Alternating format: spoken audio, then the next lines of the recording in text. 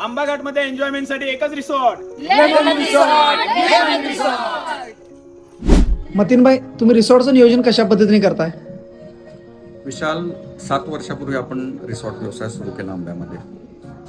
तेव्हापासून लोकांचं जे प्रेम आणि आशीर्वाद मिळत गेले, त्या एकच्या आज आपले 4 रिसॉर्ट झाले. अगदी लहान मुलं असतील किंवा फॅमिलीज असतील किंवा अधिकारी वर्ग असेल, सगळ्यांनी आपल्याला साथ दिली.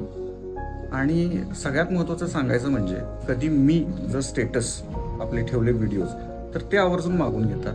ते त्यांच्या FB स्टोरीजला किंवा इन्स्टावर किंवा त्यांच्या व्हॉट्सअपवर ते व्हिडिओज ठेवून आपल्या रिसॉर्टसाठी ते प्रयत्न करतात. असं हे आपुलकीचं जे वातावरण निर्माण झालं लोकांशी आणि त्यांनी जी मला साथ दिली, त्याच्या जोरावर आज आपली सगळी रिसॉर्ट व्यवस्थित चालू आहे. हे सगळं या लोकांचं प्रेम आणि आशीर्वाद आहे, त्याच्या जोरावर सगळं व्यवस्थित चालू आहे.